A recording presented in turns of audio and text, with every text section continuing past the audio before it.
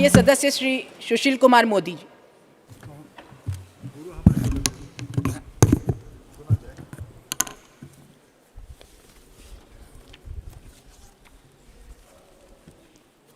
उपसभापति महोदय, मैं संविधान के 128वें संशोधन विधेयक के समर्थन में बोलने के लिए खड़ा हुआ हूं। मैं आदरणीय प्रधानमंत्री जी को धन्यवाद देना चाहूँगा। किसी संसद ने आज से कुछ वर्ष पूर्व इकोनॉमिकली वीकर सेक्शन के लिए 10% का आरक्षण संबंधी संविधान संशोधन विधेयक सर्वसम्मति से पारित किया था और आज महिलाओं को 33% आरक्षण लोकसभा और विधानसभा में लागू करने के लिए संविधान का ये 128वां संविधान संशोधन विधेयक पेश किया जा रहा है, जिस पर आज ये चर्चा हो रही है। उपसभापति महोदय, जिससे मेरे पूर्व के लोगों ने बताया कि इसके पहले भी 4 बार प्रयास किया जा चुका है संविधान में संशोधन करने हेतु, और ये 5वां प्रयास है। इसके पहले 2 बार श्री अटल बिहारी वाजपेयी की सरकार के समय प्रयास हुआ, 1 बार देवगौड़ा जी के समय में प्रयास हुआ, 1 बार डॉक्टर मनमोहन सिंह जी की सरकार के समय प्रयास हुआ, परंतु चारों प्रयास विफल हो गए। लेकिन मुझे खुशी है कि आज श्री नरेंद्र मोदी जी के नेतृत्व में जो सरकार चल रही है, उसके प्रयास से कल लोकसभा में सर्वसम्मति से लगभग पारित हो गया और आज विधानसभा से ये पारित होने जा रहा है। उपसभापति महोदय, इसके पहले ये 4 बार क्यों नहीं पारित हो पाया? मैं यहाँ बैठे लोगों को इतिहास थोड़ा बताना चाहूँगा कि 1998 में जब अटल जी की सरकार के दौरान ये बिल सदन में पेश किया गया, तो राष्ट्रीय जनता दल के एक सांसद जो बिहार सरकार में मंत्री हैं, श्री सुरेंद्र यादव, उन्होंने आडवाणी जी के हाथ से बिल की कॉपी लेकर फाड़ दिया और सदन में इतना हंगामा हुआ कि सदन को स्थगित करना पड़ा और वो बिल कभी पारित नहीं हो पाया। इतना ही नहीं सभापति महोदय कि जब 6 मई 2008 को 108वां संविधान संशोधन बिल पेश किया जा रहा था, तो सदन का माहौल क्या था? हंसराज भारद्वाज उस समय लॉ मिनिस्टर थे, उन पर कोई हमला न करे उनको बचाने के लिए वो पहली पंक्ति में नहीं बैठे, वो सेकंड रो में बैठे और उनके बगल में 2 महिला सांसदों को बैठाया गया, सुश्री अंबिका सोनी और कुमारी शैलजा, और जो बीच का रास्ता जो आइल है, that was guarded by Renuka Chowdhury, Jayanthi Natarajan and Alka Balram Kshatriya. और हंसराज भारद्वाज जैसे ही खड़े हुए पेश करने के लिए समाजवादी पार्टी के एमपी थे अबू असीम काजमी, वो छीनने के लिए दौड़ पड़े, रेणुका चौधरी कूद पड़ी। इसी कन्फ्यूज़न में, जल्दबाजी में हंसराज भारद्वाज ने बिल इंट्रोड्यूस कर दिया और पीएस कुरियन जो स्वयं प्रिजाइडिंग ऑफिसर थे, उन्होंने तुरंत उस बिल को स्टैंडिंग कमेटी को रेफर कर दिया। तो सभापति महोदय, ये हाल था कि इस माहौल में इतना ही नहीं, जब स्टैंडिंग कमेटी से बिल स्वीकृत होकर जब आया और सदन के अंदर 8 मार्च 2010 को पेश किया गया, तो समाजवादी पार्टी के नंद किशोर यादव और कमाल अख्तर ये सभापति अंसारी की मेज पर चढ़ गए। नंद किशोर ने माइक को उखाड़ कर फेंक दिया, आरजेडी के राजनीतिक प्रसाद ने विधेयक की प्रति फाड़ दी, सभापति की कुर्सी पर फेंक दिया। समाजवादी पार्टी के वीरपाल यादव, एलजेपी के साबिर अली, आरजेडी के सुभाष यादव, एजाज अली, उन्हें बोलने दीजिए, 7 लोगों को सदस्य बोलने दीजिए, निलंबित कर दिया गया। मैं केवल ये बताना चाह रहा हूं कि 4 बार जो बिल पारित करने का जो प्रयास हुआ, बैठे, वो क्यों नहीं वो बिल क्यों नहीं पारित हो पाया, ये सदन को जानना आवश्यक है। और उपसभापति महोदय, ये हंगामा प्रायोजित था, स्पॉन्सर्ड था, क्योंकि सरकार नहीं चाहती थी कि ये बिल पास हो, और इसे योजनाबद्ध तरीके से एक और दिखाया जा रहा है कि हम बिल के समर्थन में लिप सर्विस, और दूसरी ओर सहयोगी दल के सांसदों को उकसाकर वेल में भेजकर हंगामा करवाया गया ताकि वो बिल पास न हो सके। इसलिए सभापति महोदय, ये जो कहा जा रहा है मैं सदन को ये बताना चाहूँगा कि निशाना ओबीसी आरक्षण नहीं था, निशाना था कि इस बिल को पारित मत होने दो, क्योंकि अगर ये बिल पारित हो गया तो बहुत सारे लोगों की अगले बार चुनाव लड़ने का उनका अवसर खत्म हो जाएगा।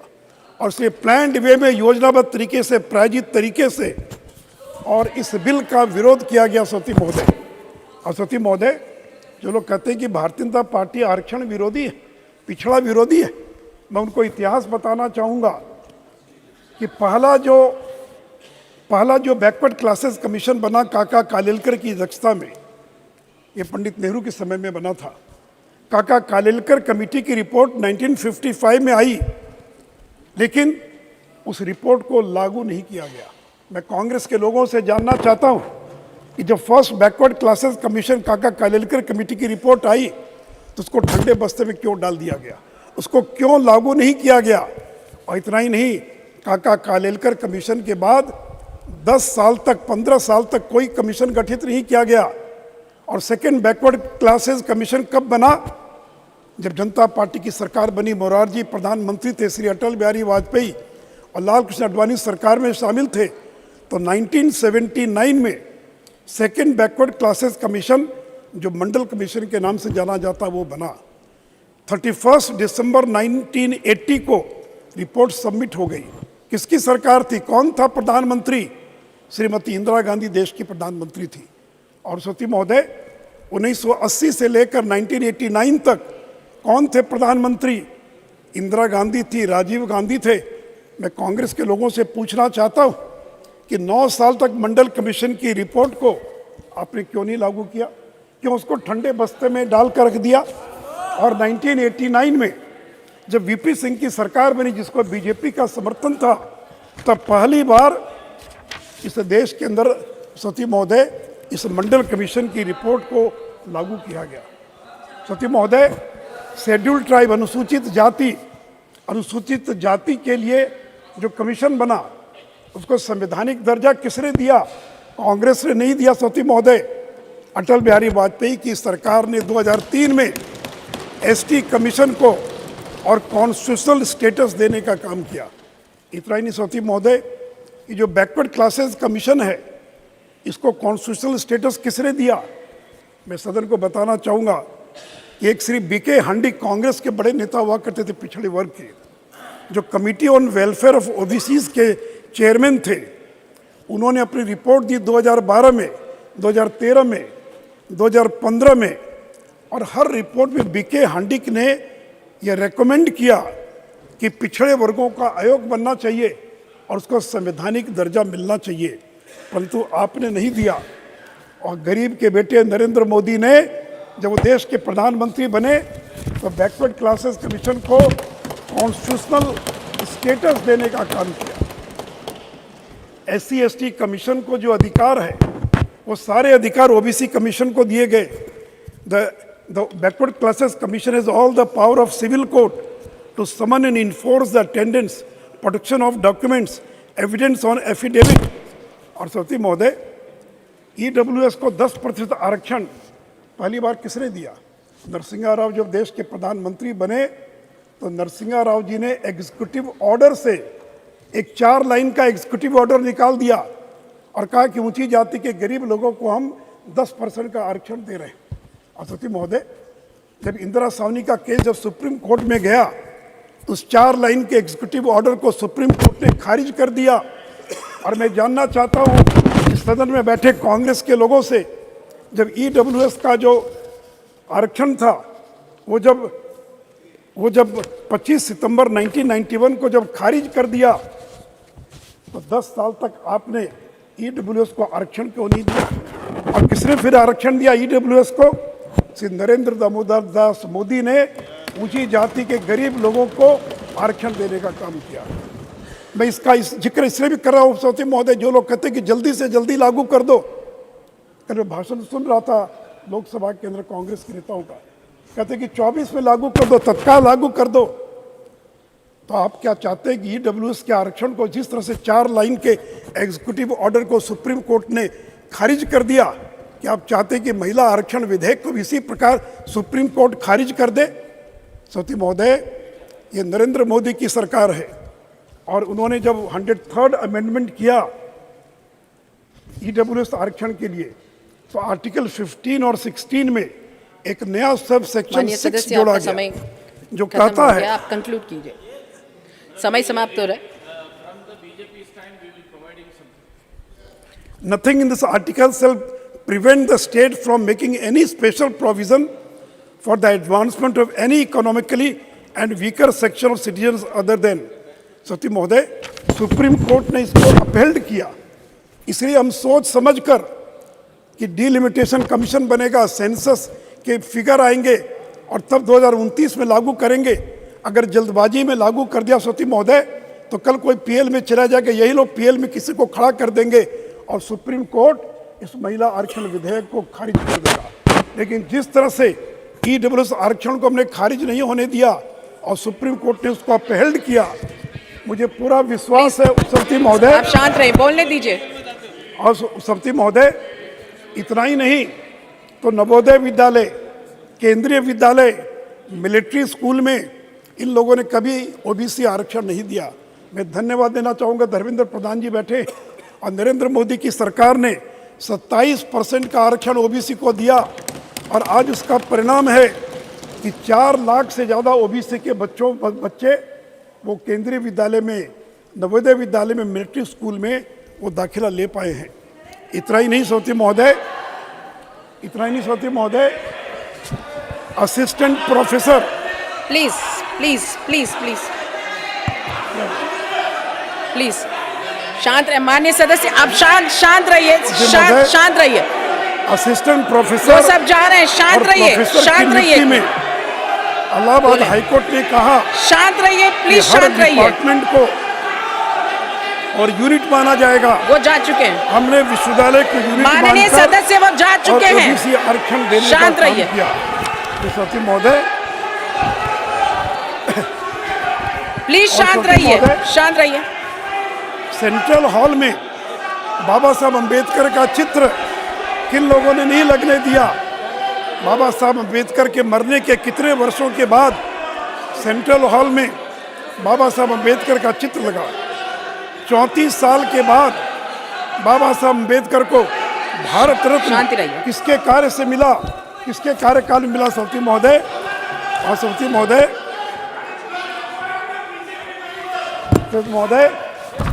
ये कांग्रेस के लोग,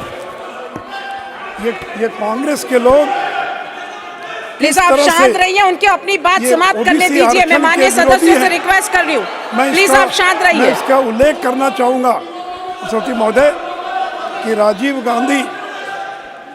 गांधी जो देश के प्रधानमंत्री रहे, आप शांत रहिए, शांत रहिए।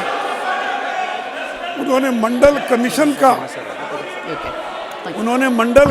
का और विरोध किया। सती महोदय, 6 सितंबर ऑनरेबल मेंबर्स।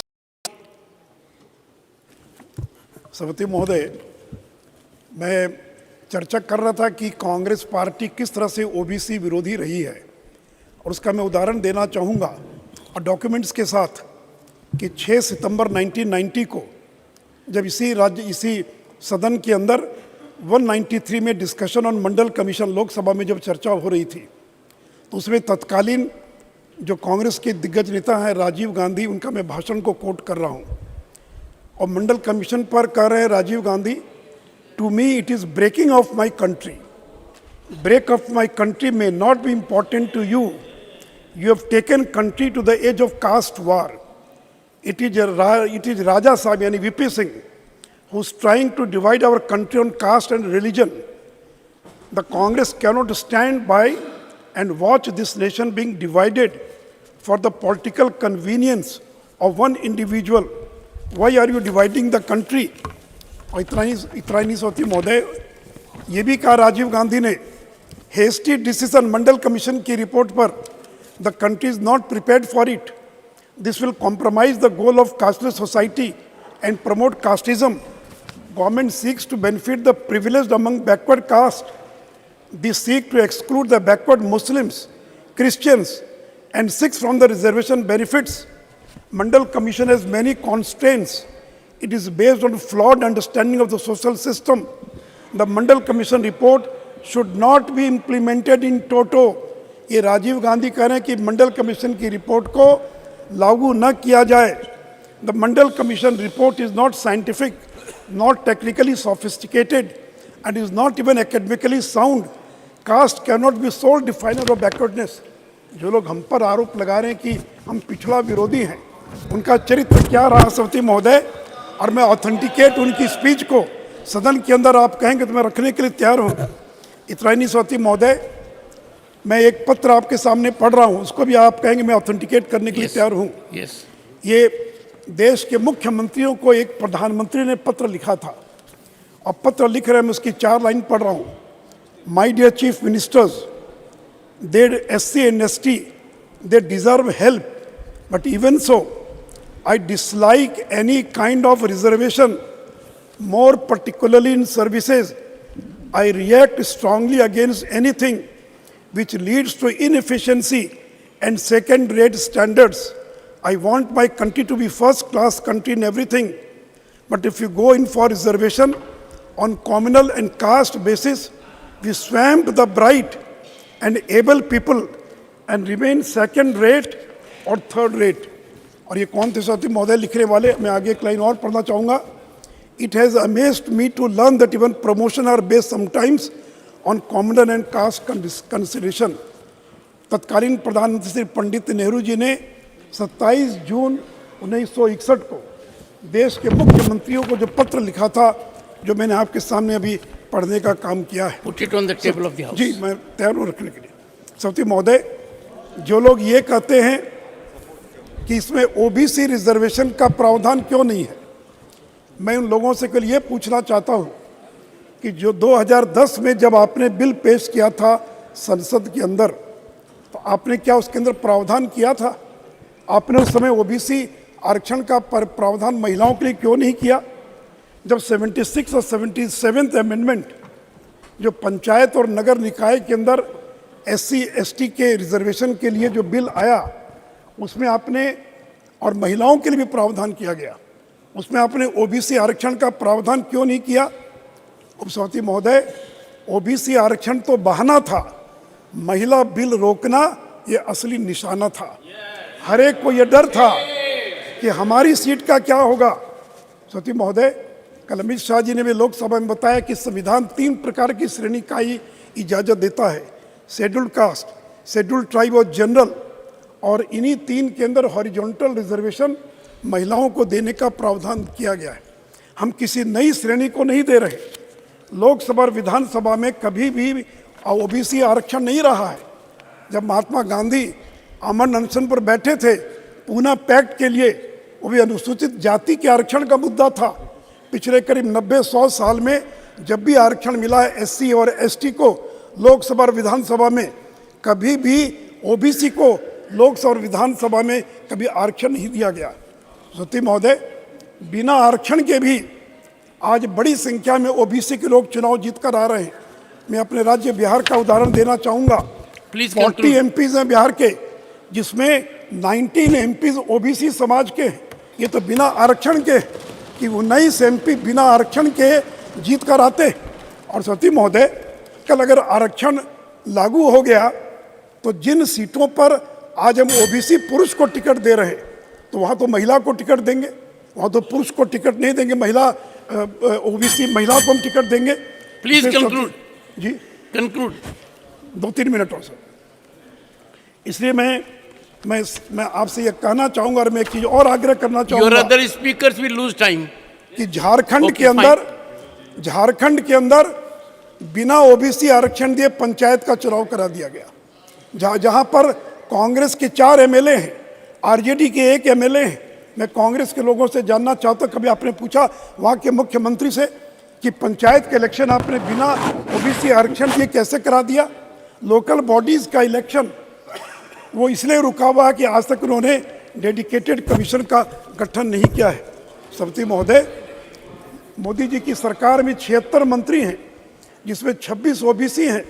ये कुल 35% ठहरता है, जो एक रिकॉर्ड है. और जो लोग कहते हैं कि ओबीसी विरोधी, उनको मैं इतना ही बता दूं, इसके पहले 2 प्रधानमंत्री बने ओबीसी समुदाय से, श्री HD देवगौड़ा और श्री चौधरी चरण सिंह। लेकिन उन दोनों को, देवगौड़ा 11 महीने के लिए प्रधानमंत्री रहे और चौधरी चरण सिंह तो संसद का मुंह भी देख नहीं पाए। किसने उनकी सरकार को गिराया? कांग्रेस ने उनकी सरकार को गिराने का काम किया। और देवगौड़ा और चौधरी चरण सिंह के बाद इस देश में पहली बार 75 साल में कोई पिछड़े का बेटा प्रधानमंत्री बना है, तो उसका नाम नरेंद्र दामोदर दास मोदी है। महोदय, इन लोगों ने सीताराम केसरी के साथ, इन लोगों ने सीताराम केसरी जो एक समय में कांग्रेस के अध्यक्ष बने थे, उनके साथ कैसा व्यवहार किया था? उनको नीच कहा गया, उनको चोर कहा गया, उनको दौड़ा दौड़ा कर बाथरूम के अंदर बंद कर दिया गया। सती महोदय, 2015 में सती महोदय 2015 में जब राहुल गांधी बाढ़ प्रभावित क्षेत्रों का सर्वेक्षण करने ऑनरेबल मेंबर गए, सुशील जी, तो पूर्व केंद्रीय मंत्री Sushil ji, mister Sushil Kumar ji, please, honorable member, I have already directed you to put that document on the table of the House. Now what you have stated, carrying facts which are being disputed, you will authenticate them. Yes, मैं करूँगा सती। And do it during course of the day. During course of the day. और सवती महोदय, जो लोग जातीय गणना की बात करते हैं, कास्ट सेंसस की बात करते हैं, चिदम्बरम साहब अभी सदन में नहीं है, मैं कोट करना चाहूँगा। 7 May 2010 when चिदम्बरम साहब was home minister of this country, उन्होंने क्या कहा? सती महोदय, चिदम्बरम साहब ने संसद में जब कास्ट सेंसस का मुद्दा उठा, तो चिदम्बरम को मैं कोट कर रहा हूँ, after independence as a matter of policy, the question relating to caste other than scheduled caste and the scheduled tribe was not included. Caste was not included in the last census of 2001. Chidambaram साहब का ये बयान है कि as a policy, और मैं उसका document है जो उनके स्पीच का पार्ट है, और उन्होंने कहा आज़ादी के बाद नीतिगत तौर पर SC ST के अतिरिक्त किसी अन्य जाति की गणना को जनगणना में शामिल नहीं किया गया है। क्यों नहीं आपने कास्ट सेंसस करा लिया 2010 में? क्यों सोशो इकोनॉमिक कास्ट सर्वे कराना पड़ा? क्यों नहीं सेंसस एक्ट के तहत आपने करवाया? और चिदम्बरम ने यह भी कहा, RGI का मत था कि जनगणना के साथ जातीय गणना कराने में अनेक लॉजिस्टिक और व्यवहारिक कठिनाइयां हैं और इसे जनगणना की पूरी प्रक्रिया अस्त व्यस्त हो जाएगी। और यूपीए सरकार ने जनगणना 2011 के साथ कास्ट सेंसस की मांग को अस्वीकार कर दिया था। conclude. 2 मिनट और सकते। और सती महोदय, जो सोशो इकोनॉमिक कास्ट सेंसस हुआ 2011 में, जिसमें 5,000 करोड़ खर्च हुए, उसमें पता है सदन को कितनी जातियां दर्ज हुई? 46 लाख, जबकि देश में 1931 के अनुसार देयर आर ओनली 4147 कास्ट, लेकिन 46 लाख कास्ट पर इन्यूमरेटेड इन सोशो इकोनॉमिक कास्ट सेंसस। इसलिए सवती महोदय, मैं सदन को यह आश्वस्त करना चाहता हूँ, ये नरेंद्र मोदी हैं जो बोलते हैं वो करके दिखलाते हैं। जो उन्होंने कहा वो करके दिखलाया, और इसलिए फूलो देवी नेतम नहीं कर सकता था जो उन्होंने महिलाओं को 33% का जो